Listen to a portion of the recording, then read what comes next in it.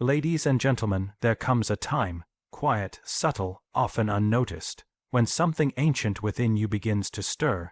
It is not a voice you hear with your ears, nor a vision you see with your eyes.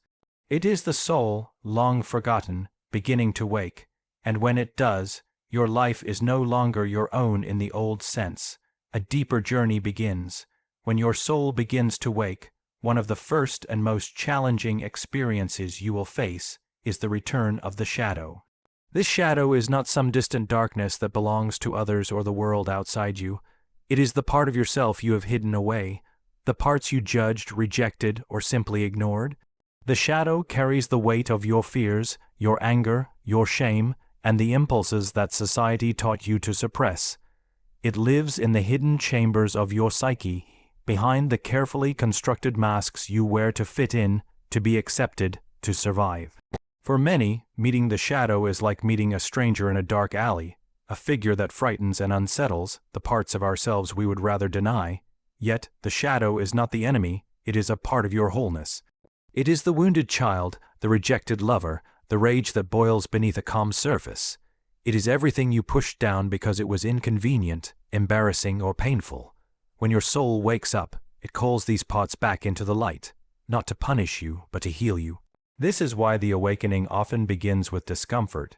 It begins with confusion and conflict within yourself, because you are being asked to accept what you once could not face. You may find old memories rising up, times when you felt helpless, betrayed, or misunderstood. You may feel anger where you never allowed yourself to feel it. You may notice impulses you thought were beneath you, shameful, or wrong. These are the shadows speaking. To awaken means to recognize them, to look at them honestly, and to hold them gently. It means to stop running from your darkness and instead embrace it with compassion, for only when the shadow is acknowledged does it lose its power to control you from behind the scenes. This is the beginning of true inner freedom. When you accept your shadow, you stop projecting it onto others. You stop blaming the world for the pain inside you. Instead, you begin to understand that these hidden parts are not separate from you. They are part of you. They carry messages and lessons if only you are willing to listen. The shadow can be a guide, showing you where you have been hurt and where you still need to grow. It reveals the gaps between who you pretend to be and who you really are. In time, you come to see that the shadow contains great creative potential. It is not only the home of pain, but also the birthplace of strength. It holds your deepest truths and your most authentic desires, buried beneath layers of fear and judgment. The shadow is like the dark soil from which the most beautiful flowers can bloom if tended with care. When you bring your shadow into consciousness, you integrate it into your being. You become whole. You become real, but this process is not easy. It requires courage. The courage to face yourself without flinching, the courage to sit with discomfort, the courage to forgive the parts of yourself that you once condemned. It demands honesty and patience. You may stumble and retreat, but the soul's call is persistent. It will not let you rest until you confront the shadow, until you invite it to dance with the light inside you. Remember, the shadow is not darkness to be feared, but a part of the light waiting to be found. When you welcome your shadow, you reclaim the parts of your soul that were lost. You awaken to a deeper, richer self, a self that is no longer fragmented or divided, but whole and alive. And in that wholeness lies your true power. As your soul begins to awaken, you may notice that the world around you no longer feels quite the same. Ordinary moments shimmer with a new kind of meaning, as if life itself is trying to speak to you in a secret language. This language is not made up of facts or logical statements, but of symbols, images, dreams, and signs that stir something deep within your heart. Symbols are the soul's native tongue. They are the bridge between the conscious mind and the unconscious depths where your true self dwells. You might first experience this through your dreams. These nightly journeys are not random flickers of imagination, but powerful messages from the inner world. Dreams come wrapped in metaphor and story, presenting you with images that seem strange or mysterious at first. A winding river, a dark forest, a lost child, a rising sun. Each symbol carries layers of meaning beyond what the conscious mind can immediately grasp. The soul uses symbols because it cannot communicate through words alone. Symbols bypass the rational mind and speak directly to your emotions, your instincts, and your intuition. But the symbol's language does not stop at dreams. It appears in moments of coincidence, in the repetition of numbers, in encounters with animals or natural phenomena, in art and music that moves you to tears without reason. It is the feeling of déjà vu, the sense that something is meant to be. These experiences are often dismissed as chance or imagination, but they are in fact the soul's way of guiding you, drawing you deeper into your own mystery. When you begin to pay attention, you start to see that symbols are never random. They are personalized signs tailored to your unique journey. What a snake might symbolize to one person, danger, fear, transformation, might mean something entirely different to you. This is because symbols come from the collective unconscious, a vast reservoir of shared human experience, but they are filtered through the lens of your own life, your own story. The symbol speaks directly to you, inviting you to explore what it means in your own context. Listening to the symbol requires a kind of surrender. It asks you to let go of the need for immediate answers or clear logic. It invites you to sit with the mystery, to feel rather than analyze. This is where the soul's wisdom resides, not in conclusions, but in openness. The symbol may disturb you or confuse you. It may challenge your current beliefs or push you toward change, but it is always an invitation to growth, an opening toward deeper self-understanding. As you learn to trust the language of symbols, you develop a new relationship with your inner world. You move from being a passive observer to an active participant in your own life story. You begin to recognize that you are part of a larger dance, a cosmic rhythm where everything is connected and meaningful. The symbol reminds you that beneath the surface of everyday reality lies a hidden dimension rich with meaning and possibility. In time, you may find yourself creating your own symbols, through art, writing, movement, or ritual. These become sacred tools for communication between your conscious and unconscious selves. They serve as bridges that help you integrate parts of yourself that were once fragmented or hidden. The symbol does not just speak to you, it becomes a living part of your transformation. Ultimately, the awakening soul understands that life itself is symbolic. Every experience, every relationship, every challenge is a mirror reflecting back parts of your own inner world. The symbol is a guide, a teacher, a companion on the path of becoming. To follow the symbol is to follow the voice of your soul, gently leading you toward wholeness, meaning, and the profound mystery of who you truly are. As the soul begins to awaken, it inevitably challenges the fortress you have built around your identity, what you call the ego. The ego is that collection of thoughts, beliefs, roles, and images you have carefully assembled over the years to define who you are. It is the I that you present to the world, the sense of self that keeps order and structure in your life. But this ego, as necessary as it has been for your survival, is also limited and fragile. It is shaped by childhood, culture, and the need to belong, and so it can only hold so much truth before it begins to crack. The cracking of the ego is not a comfortable experience. It is often marked by confusion, fear, and a sense of losing control. The foundations you once trusted begin to tremble. You may find that beliefs you held as absolute truths start to feel hollow or false. The image you projected, the confident, capable, or even successful persona, may no longer feel like you. You may feel lost, adrift, or like a stranger in your own skin. This breaking down is painful, and it can lead to a crisis of identity. Yet, this breaking is necessary. The ego, for all its functions, is not your true self. It is a container, a mask, sometimes a prison. It holds the parts of you that are acceptable, safe, and familiar, while excluding the parts that are uncomfortable, unknown, or inconvenient.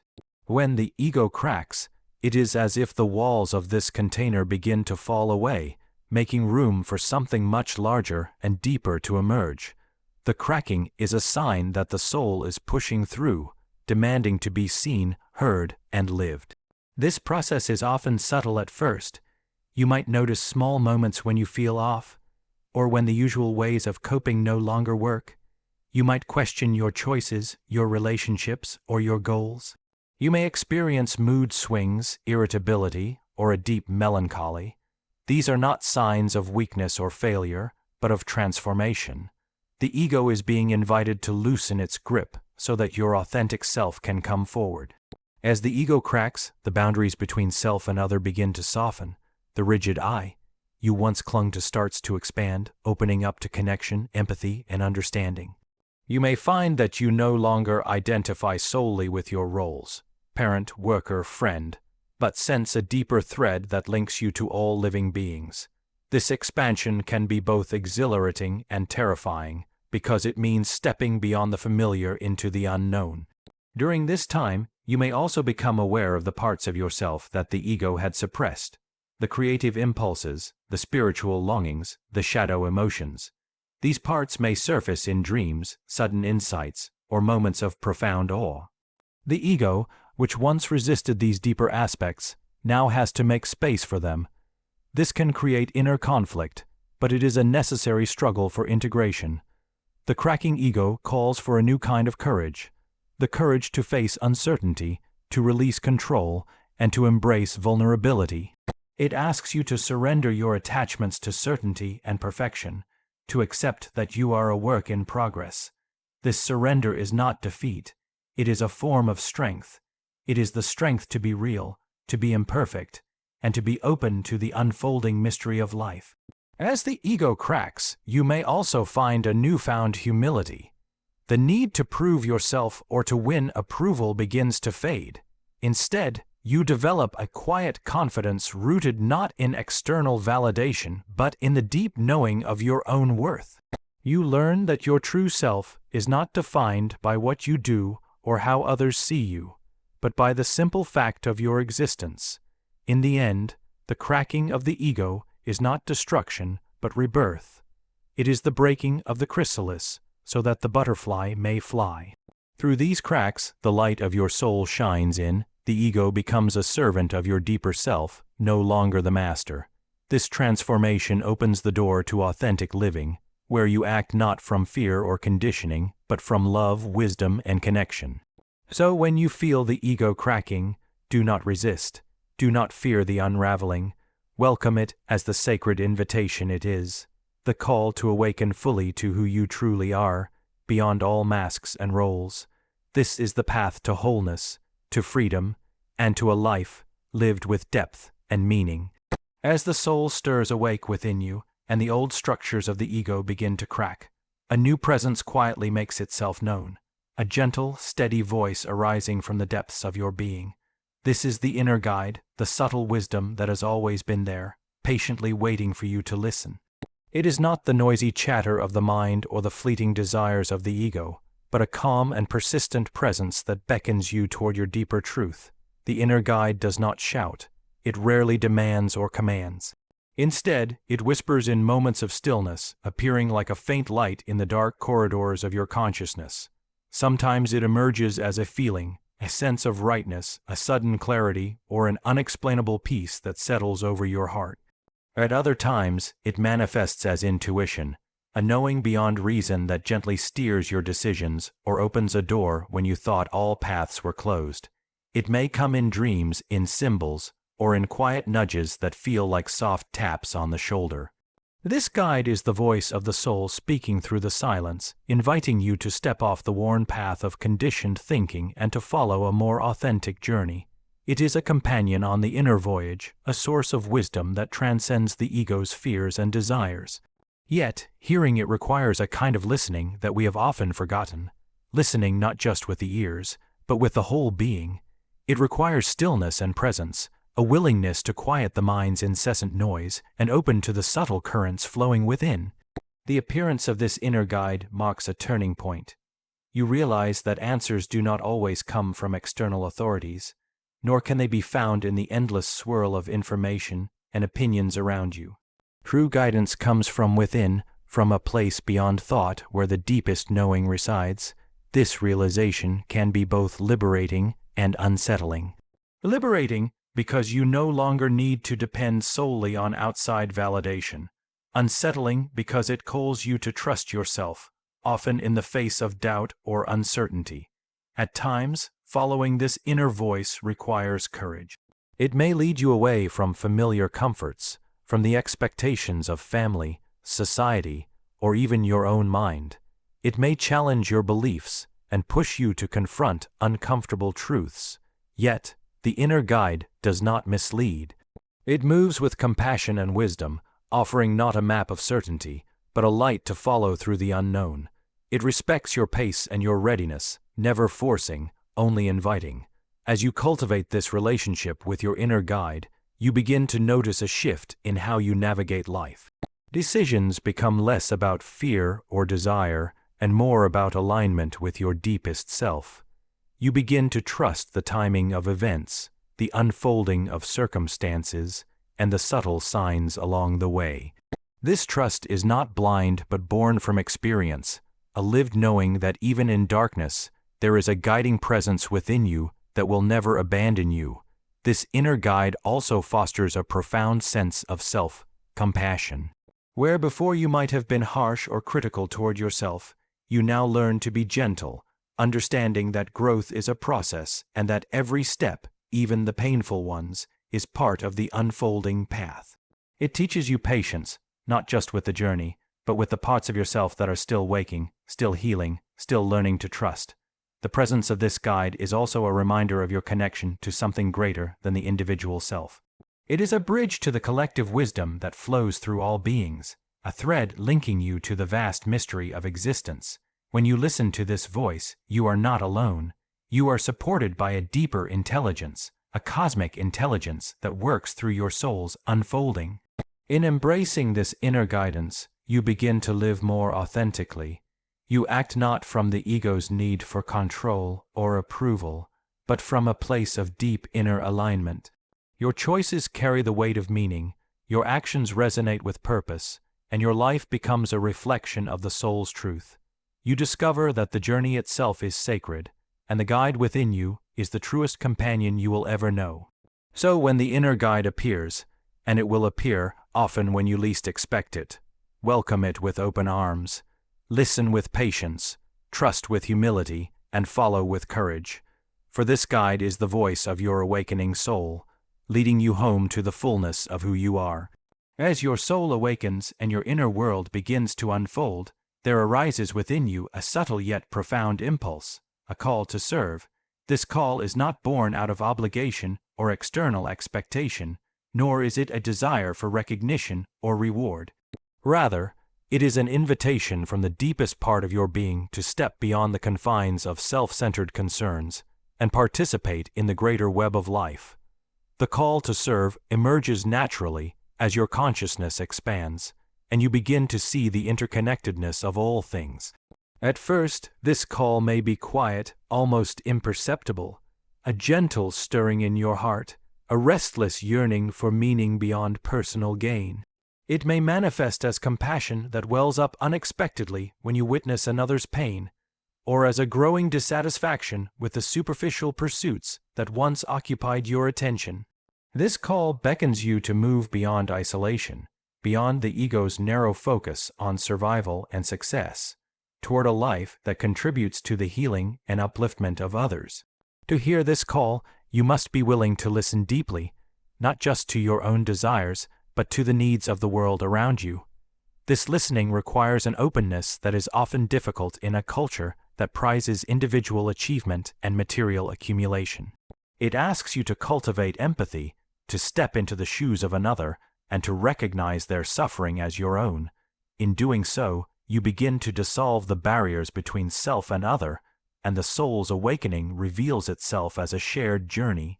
The call to serve is inseparable from the understanding that your personal growth is intertwined with the growth of the whole. Your healing, your awakening, is not an isolated event but part of a larger movement toward wholeness and harmony. When you respond to this call, you align yourself with the deeper currents of existence, the invisible threads that connect every life, every being, every moment. Serving is not a sacrifice of the self, but a fulfillment of it. It is the soul's way of expressing its gratitude for the gift of life by giving back to the world. This call may lead you to various forms of service, each uniquely suited to your gifts and passions. It may be the quiet acts of kindness in everyday life, a listening ear, a helping hand, a word of encouragement. It may be dedicated work in your community, creative efforts that inspire and heal, or simply the commitment to live with integrity and authenticity, serving as a beacon for others. The forms are countless, but the essence is the same: to act from love rather than fear, from generosity rather than scarcity. Answering this call often requires humility. It asks you to set aside ego-driven ambitions and the need for control, to embrace vulnerability and uncertainty. True service is not about asserting power, but about surrendering to the flow of life and being present where you are needed most. It means recognizing that you are a part of something far greater than yourself, a cosmic dance in which every gesture matters, every choice ripples outward. The call to serve also challenges you to confront your own shadows, the fears, doubts, and wounds that can block your capacity to give fully. Service is not about perfection or self-denial, but about bringing your whole self, including your imperfections, into relationship with others. It is through this honest engagement that healing occurs, both within you and in the world you touch. As you heed the call to serve, you discover a profound source of meaning and fulfillment that transcends fleeting pleasures or achievements. You come to understand that your life gains depth and purpose when it is dedicated to something beyond yourself. This realization nourishes the soul and fosters a sense of belonging that is rooted not in external circumstances, but in the heart's connection to all life. Ultimately, the call to serve is a call to awaken fully, to live not as a separate individual, but as a vital thread in the vast tapestry of existence. It is an invitation to become a vessel through which love, compassion, and wisdom flow into the world. When you answer this call, you step into your true power, not the power to dominate or possess, but the power to heal, to unite, and to transform. So when you feel this call stirring within you, do not turn away. Do not silence the voice that asks you to give beyond yourself. Embrace it with courage and openness, knowing that in serving others, you serve the deepest truth of your own soul. This is the sacred path of awakening, where your life becomes a living prayer, a gift to the world, and a testament to the eternal spirit that moves through us all.